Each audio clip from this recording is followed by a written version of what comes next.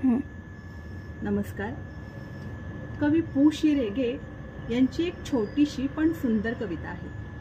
पु. शी रेगेंच्या कविता वरवर पाहताना सोप्या वाटतात, पण त्यातल्या प्रत्येक शब्दामागे खूप अर्थ दडलेला असतो.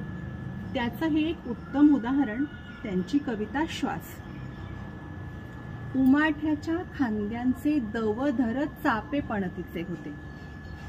उमाठ्याच्या खांद्यांचे दव धरत चापे पणतीचे होते. तिला हवा होता साळुंकी वाऱ्याचा लाज भिवू शेला आणि अडवणाऱ्या खोडीच्या पावसाची धनंतर बरसात. तिला हवा होता साळुंकी वाऱ्याचा लाज भिवू शेला आणि अडवणाऱ्या खोडीच्या पावसाची धनंतर बरसात. मी केव्हाच दिले आहेत म्हणून माझे श्वास उच्छ्वास वाऱ्याला. मी केव्हाच दिले आहेत म्हणून माझे श्वास उच्छ्वास वाऱ्याला. श्वास पु. शी रेगे. पु. शी रेगे यांच्या कवितांवर वेगवेगळ्या आस्वादकांनी समीक्षकांनी वेगवेगळ्या अंगांनी लिहूनही त्यांची कविता पुन्हा दशांगुळे अपरिचितच राहिली. तिच्यातील सदाबहारी अभ्यासकांना आणि रसिकांना ओढ लावत राहिली, खुणावत आणि खुळावत राहिली. रेग्यांनी स्त्रीला सृजनाचं प्रतीक मानलं.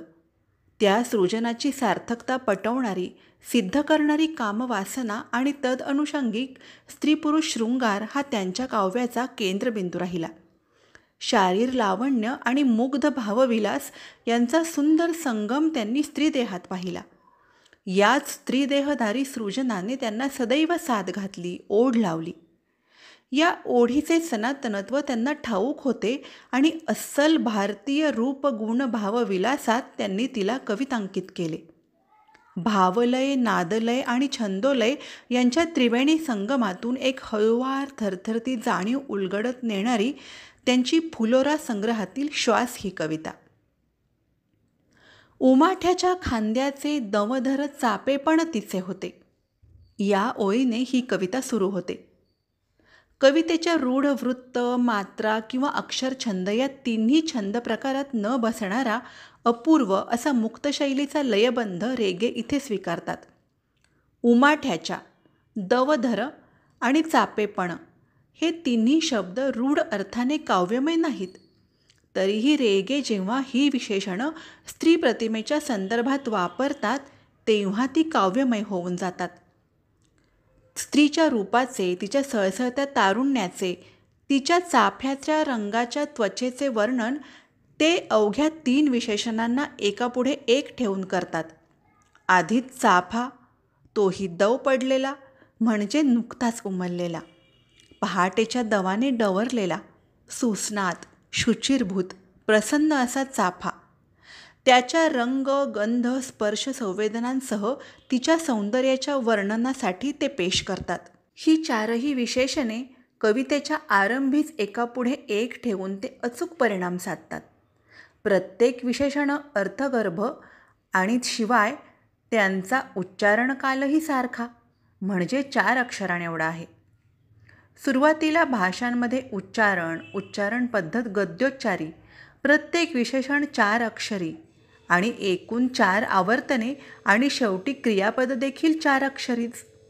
लयीचा एक वेगळाच बंध इथे सुरुवातीलाच प्रकट होतो. स्त्रीदेहाच्या वर्णनासाठी रेगे निव्वळ मोजके आणि अचूक शब्दच निवडत नाहीत, तर त्यांची मांडणीसुद्धा अचूक आणि नेमकी करताना दिसतात आणि ती विलक्षण परिणामकारक ठरते. तिला हवा होता साळुंकी वाऱ्याचा लाज भिवशेला आणि पुन्हा अडवणाऱ्या खोडीच्या पावसाची धनंतर बरसात. ती कोमल मनाची मुग्धबाला आहे. तिला प्रणयाचा गंध चाखायचा तर आहे, पण लज्जा काहीशी आडवी येते. साळुंकी हे विशेषण वाऱ्याला लावून तिचा लज्जाभाव, तिची आतुरता ते व्यक्त करतात. हे तिन्ही चरण त्यांनी षडाक्षरी ठेवले आहेत. तिचे मानस एवढ्यापुरता आशय भाग या षडाक्षरी चरणगटाने योग्यरित्या प्रस्फुटित केला आहे. यानंतर 4 अक्षरी चरण टाकून ती षडाक्षरी लय रेगे खेचून घेतात, कारण लज्जाही आहे आणि आतुरताही आहे.